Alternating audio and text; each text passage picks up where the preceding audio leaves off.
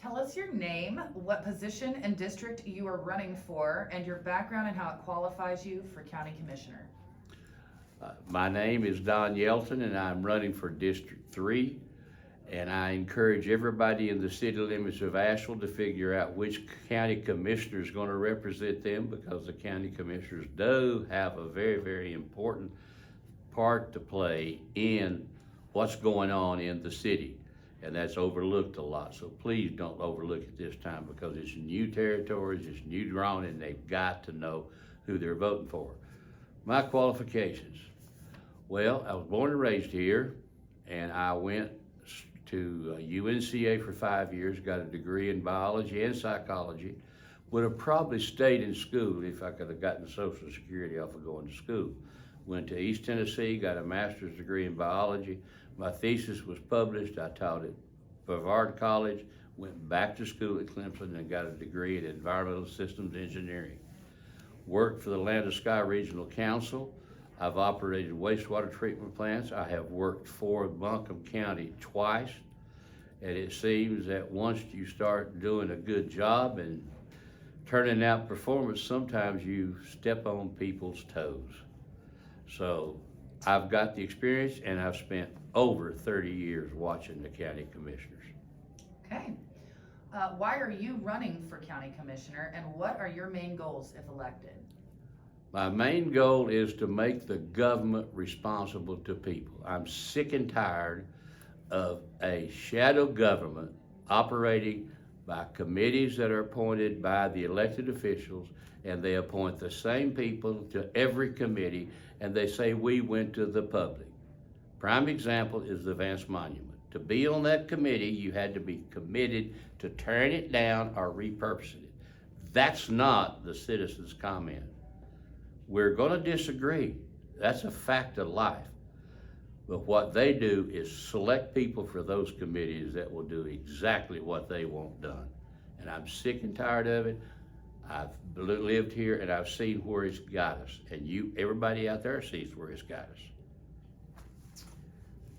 What are your views on the county's current budget or level of public debt? Getting heavier every year. Now we've got, 60 to 90 million going to be assigned to affordable housing. How are you going to have affordable housing in Buncombe County? That's not just going to be put money to it. That seems to be the answer of a particular party. Throw money at it. That's not the answer.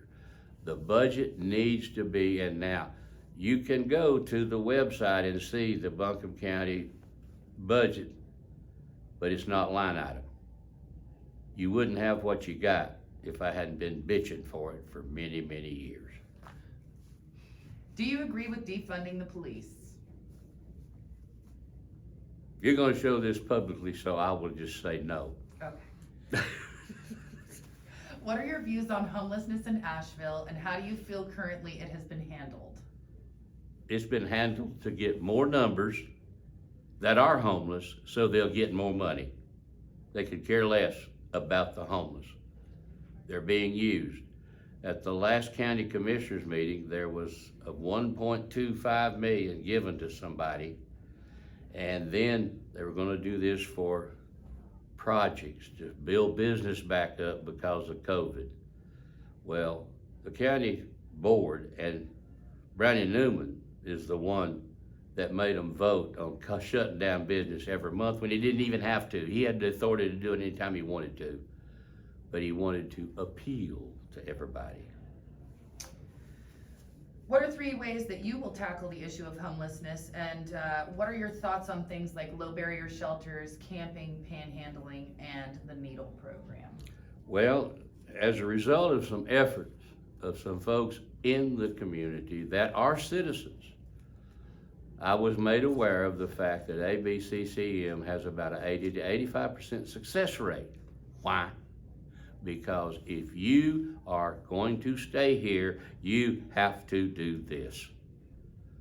The programs that we're doing otherwise does not have that, and if you don't have that to go back to personal responsibility, you're throwing money out the window.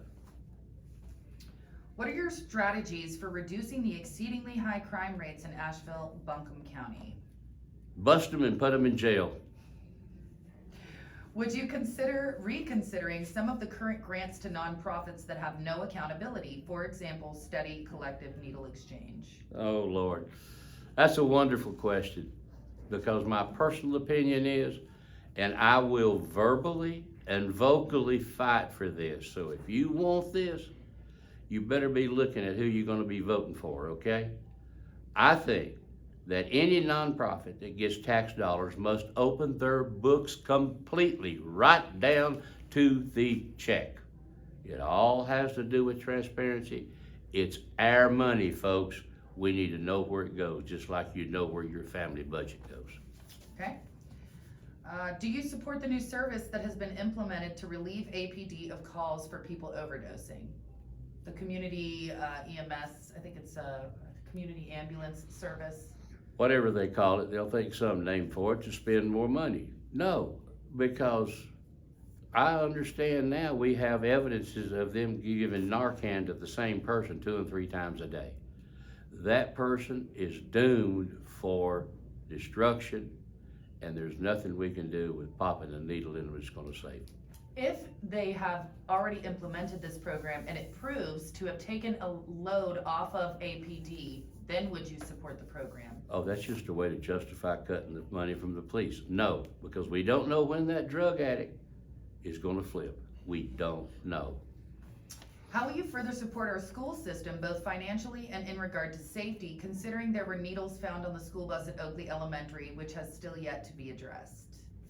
They will not address it because there's more there than they can address. So they just push it under the rug. The school buses are not guarded of a night, and they can't be, so that creates a problem. So it all goes back to what do you do to people that's doing things that are breaking the law. You have to slap them on the nose just like you train a puppy dog. I'm sorry. Are county taxes too high, about right, or pleasantly low? How would you go forward based on your answer, and do you plan to implement any changes to existing taxes? Well, the first thing that's gonna happen is the thing that I will do when elected is make the public aware of what's going on. I don't care what WLOS does. I don't care what ACT does. There are other outlets. You've got the Daily Planet. You've got other outlets. You got the Tribune. You've got the other outlet, and you're doing it right now. Until the citizens gets involved, it will not be solved. But the one thing that I can do when elected is I will let you know what's going on. And that all has to do with this idea of transparency. Should any part of the county budget be shielded from cuts, and if so, which area? That's a very difficult question, and I will tell you this. At one time, because I had a desire to live here and stay here, I interviewed for a job at the health department. Now, I've done a lot of things in my life, a lot of different things, and they asked me how I would assign the budget. I said, well, first and foremost, I would look at the number of people that item influenced. So it would be a matter of the number of people and how it was affecting the people. Was it taking away food from people that really needed food to live, or what? But we've got a lot of food pantries in this area right now already going. There again, it's part of that nonprofit, and guess what? That gives a major business a place to get rid of food that's gonna go to waste. Nothing wrong with that, but that can be abused too. If new resources were available, what one area of county service would you feel most needs additional resources? In the county right now, I think our roads are horrible, and that is a state function, a lot of it is. But it all boils back to politics. It has to go with your local representatives, the power in Raleigh, and how that money is distributed. But man, when you drive out Patton Avenue going toward West Asheville, and I can tell you this, I went to Regent one time and they said, oh, you got COVID, we gotta take you to the hospital. I said, I'll drive myself. Oh no, they called an ambulance. You ride it in an ambulance from Regent on Merriman Avenue to the hospital, laying out in an ambulance, you know how bad the roads are when you do that. So if anybody doubts that, get in an ambulance and take a ride. There's a lot of controversy around the issue of Raytheon. What are your thoughts on the project and that controversy, how the commission handled the vote, and how would you have handled that situation had you been in office at the time? Well, basically, Raytheon, the word was put out by some folks on the commission. I won't mention any names, but they used to be city councilmen and now they moved to the county. They put the word out, come down and yell and scream, and that's exactly what happens. Simple tactic would help eliminate a lot of that problem.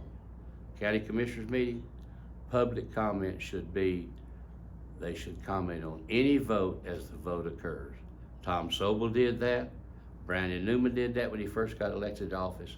Then he got rid of it because there was one person, I don't know who that person was always up there asking questions or making comments. So they changed that. You make a comment before the action.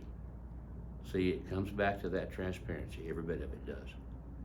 I think that there's a lot of anger around how fast they made that decision and how they went about making the decision. Almost, they kind of describe it as behind closed doors or in the dark of night. Well, that's not debatable. Right. It did. Okay. We always know, look who's involved in that decision. Those folks get what those folks want. And surprisingly unanimous is how it was voted on, unanimously.